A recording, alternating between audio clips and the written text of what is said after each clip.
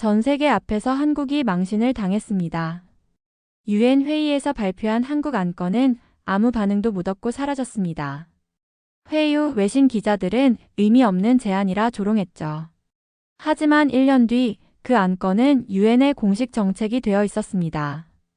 그리고 그때 모두가 한국 대표를 다시 찾기 시작했죠. 무슨 일이 있었던 걸까요? 잠깐만요. 이야기 시작 전에 구독과 좋아요 꼭 부탁드려요.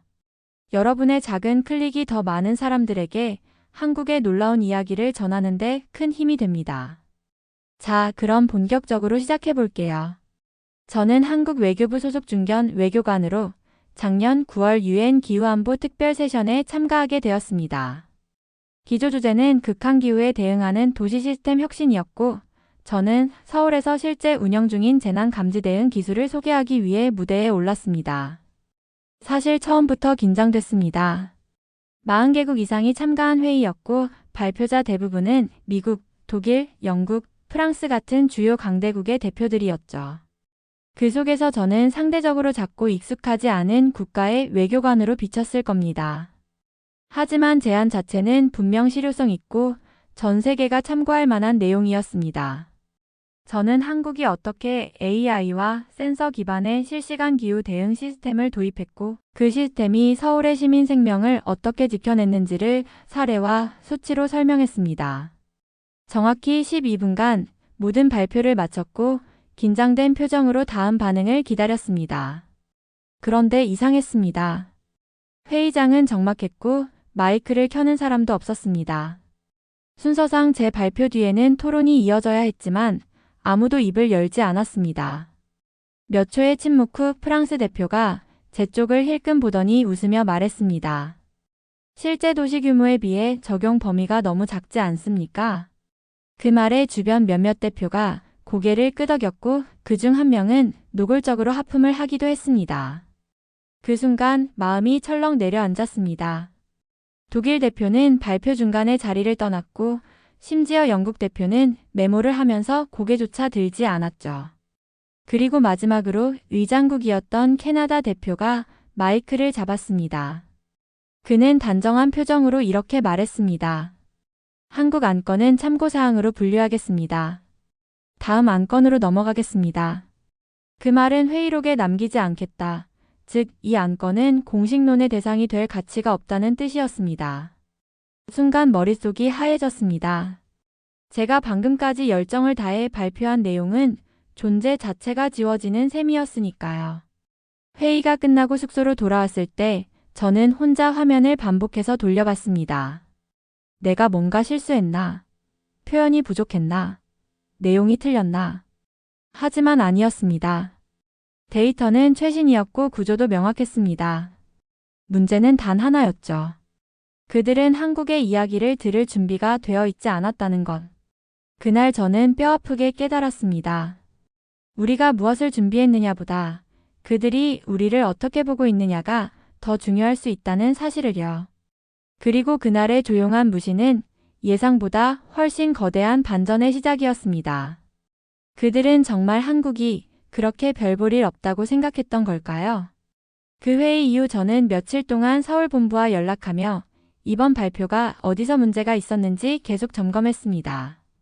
공식 회의록에는 제 발표는 단 한 줄의 참고사항으로만 남았고 외신 보도도 거의 없었습니다. 완벽한 외면이었죠. 그런데 며칠 뒤 이상한 연락이 하나 들어왔습니다. 제 발표 당일 유엔 기술자문단의 한 연구원이 비공식적으로 저를 따로 만나고 싶다고 한 겁니다. 처음엔 그냥 인사치레일 거라 생각하고 약속 장소에 나갔습니다. 그런데 그 자리에서 그가 꺼낸 말은 예상 밖이었습니다. 그 시스템 혹시 API 연동이 가능한가요? 순간 가슴이 철렁했습니다. 그가 발표 내용을 진지하게 들었다는 뜻이었기 때문입니다. 심지어 그는 발표 당일 회의장 구석에 앉아 조용히 노트북을 두드리던 인물이었죠. 그는 뉴욕에 본사를 둔 기후위기 데이터 통합 연구소의 수석 연구원이었습니다. 자신이 속한 조직은 전 세계 도시 데이터를 비교하고 위험 예측 시스템을 구축하는 프로젝트를 유엔 산하에서 진행 중이라고 했습니다. 그리고 서울의 시스템이 예상보다 훨씬 정교하고 적용 가능성이 높다는 것이 내부 검토 의견이었다고 말했습니다. 사실 회의 중에도 데이터 엔지니어들끼리 따로 분석했습니다. 실시간 연동성과 응답 속도가 기존 시스템보다 빠릅니다. 정말 이런 걸 이미 구축한 게 맞습니까? 저는 놀란 얼굴로 고개를 끄덕였고 그는 자기도 믿기지 않는다며 서울의 센서 위치 배치 전략, 시민 반응 구조, 자동 알림 시스템에 대해 구체적으로 물어왔습니다. 그리고 조심스럽게 덧붙였습니다. 정식으로 요청하긴 어렵지만 혹시 샘플 데이터를 받을 수 있을까요? 그 순간 저는 이게 단순한 조언이나 관심이 아니라는 걸 느꼈습니다. 이건 미국 내부기술기관이 한국 시스템을 실질적으로 도입 가능성으로 검토하고 있다는 뜻이었죠. 그와의 미팅 이후 비슷한 요청이 조용히 이어졌습니다. 유엔 산하실무기관, 독일의 재난예측센터, 그리고 심지어는 캐나다의 도시개발부 기술참모까지. 회의장에선 침묵하던 이들이 비공식 라인으로 서울 시스템을 요청하기 시작했습니다. 그때부터였습니다. 그들이 공식 회의석상에서 무시했던 그 안건이 이제는 조용히 메일로 연구문건으로 기술 검토로 번져나가고 있었던 건 표면적인 기록은 아무것도 남지 않았지만 물밑에선 서울이라는 이름이 점점 퍼지고 있었던 것이죠. 그들은 왜 회의장에서는 조용했고 회의가 끝나자마자 움직이기 시작했을까요? 회의가 끝난 뒤 며칠 동안은 마음이 무거웠습니다. 괜찮다고 다짐해도 자꾸만 발표 장면이 머릿속을 맴돌았습니다. 내가 뭔가 지나쳤던 걸까? 한국이라는 나라의 위상이 아직도 그들 눈엔 너무 작게 보이는 걸까? 고개를 떨구고 돌아오던 회의장의 복도가 그렇게 길게 느껴질 줄은 몰랐습니다. 그러다 예상치 못한 일이 벌어졌습니다. 유엔 본부 복도 한편 조용한 곳에서 백발의 연구원이 다가와 말을 걸어왔습니다. 그는 자신을 기술자문단 소속이라고 소개했고 제 발표를 관심 있게 들었다고 했습니다. 말투는 조용했지만 분명했습니다.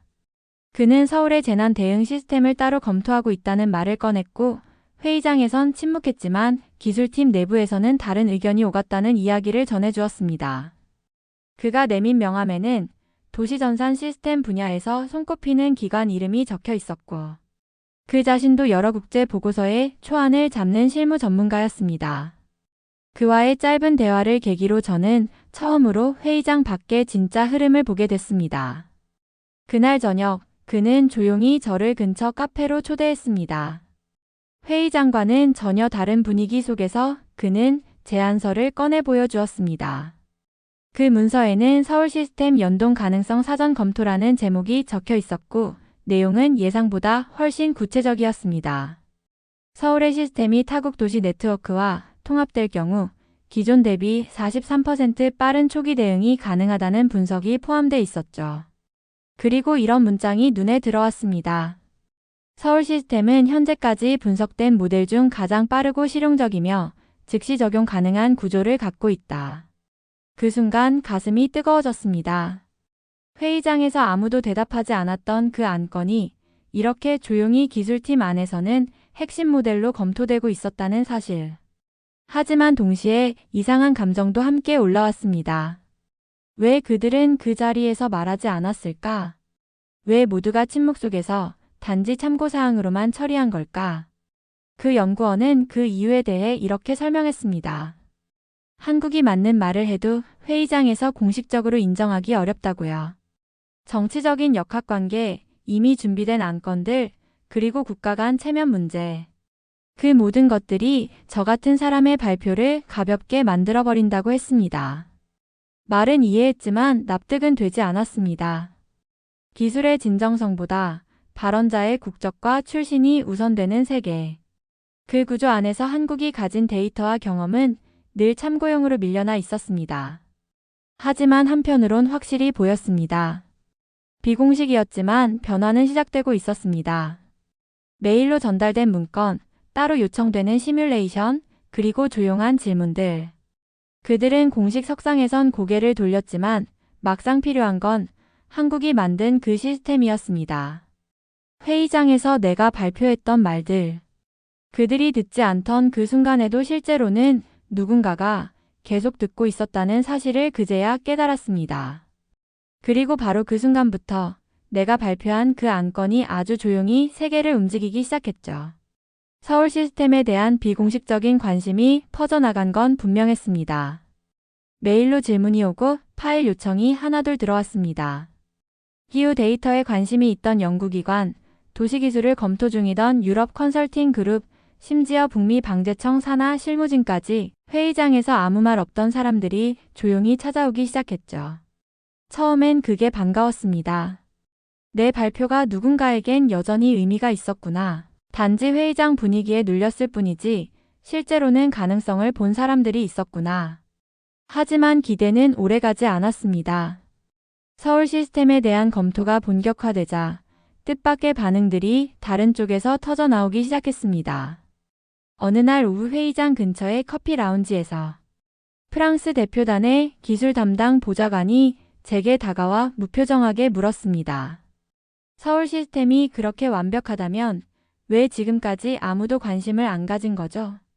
그 질문은 단순한 궁금증이 아니었습니다. 그 말 뒤에는 이런 의미가 숨겨져 있었죠.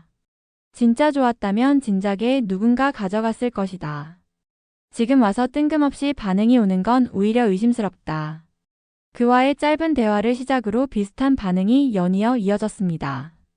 지금 도입하려는 건 좋은데 그걸 한국식으로 할 필요는 없잖아요. 우리가 이미 쓰고 있는 유럽 모델이랑 크게 다르지 않던데요. 그 시스템 과연 보편적으로 작동할 수 있을까요? 그들은 표면적으로는 예의 바른 척했지만 말 끝마다 한국식이라는 표현을 조심스럽게 걸고 넘어졌습니다. 가장 당황스러웠던 건 독일 기술평가국에서 온 메일이었습니다. 서울 모델에 대한 기술 비교 요청서를 보냈더니 답변에 이렇게 적혀 있었습니다. 자료는 검토하였으며 현 단계에선 실현 가능성보다 시범 운영의 정치적 목적이 더 크게 보입니다. 한마디로 이건 실용 기술이 아니라 보여주기 위한 쇼일 수도 있다는 의미였죠. 그 말을 본 순간 숨이 막혔습니다. 현장에서 수많은 사람들의 목숨을 살리기 위해 다듬어온 시스템이 이들의 눈엔 정치적 홍보로 보였다니. 그렇다고 정면으로 반박하기도 쉽지 않았습니다. 우리는 그들과 같은 네트워크에 속해 있지 않았고 배경도 영향력도 달랐으니까요. 회의장에서는 조용히 무시했고 회의 밖에서는 조용히 따라가면서 뒤로는 점잖게 그 가치를 깎아내리고 있었습니다. 가끔은 이런 생각이 들었습니다. 그들이 한국 시스템 자체가 싫은 게 아니라 그 시스템이 한국이라는 이름으로 주목받는 것이 불편한 건 아닐까. 국제 무대에서 인정받는 기술은 괜찮지만 그 기술이 비서구권에서 왔다는 사실이 부담스러운 건 아닐까. 왜 그들은 서울이 낸 제안을 공식 안건으로 인정하지 않았을까? 왜 기술만 빼내고 이름은 숨기려 드는 걸까? 결국 저는 그때 깨닫게 되었습니다. 진짜 저항은 기술력 부족에서 오는 게 아니었습니다. 너희가 감히 여기까지 왔냐는 시선, 그게 가장 강한 벽이었습니다. 이건 단순히 기술 발표 하나의 문제가 아니었습니다. 세상은 여전히 익숙한 나라, 익숙한 얼굴, 익숙한 언어를 통해서만 무언가를 받아들이고 있었습니다. 우리는 새로운 기준을 내놓았지만 그들은 기존의 자리를 내주고 싶어 하지 않았던 겁니다. 아무 말도 하지 않지만 조용히 그 자리를 지키려는 사람들 사이에서 한국이라는 이름은 자꾸만 부딪히고 있었습니다. 그리고 저는 그때부터 결심했습니다. 기술로 설득할 수 없다면 변화된 현실로 보여주자. 지금 당장은 외면받을지라도 결국 누군가는 따라올 수밖에 없는 구조를 만들자. 그때부터 제 행동이 바뀌기 시작했습니다. 회의가 모두 끝난 후 저는 한국으로 돌아왔습니다. 비행기 안에서 창밖을 보며 문득 그런 생각이 들었습니다. 우리는 괜히 바깥을 설득하려고 애쓴 건 아닐까? 우선 우리 안부터 더 단단히 보여주면 되는 건데. 도착하자마자 서울시 재난관리과와 연결했습니다. 이미 운영 중이던 스마트 대응 시스템의 구조를 확대해 기존 시범구역이었던 강남, 여의도, 종로 외에도 인천, 세종, 부산 일부까지 확장 적용할 수 있는지 실무 검토를 시작했습니다. 이 시스템은 단순한 센서나 알림 앱이 아니었습니다. 빗물량, 집안 진동, 온도 상승, 공기 중 미세입자 농도까지 실시간으로 감지한 뒤 자동으로 응급 대응 단계까지 전환되는 사람 없는 초기 대응 체계였죠.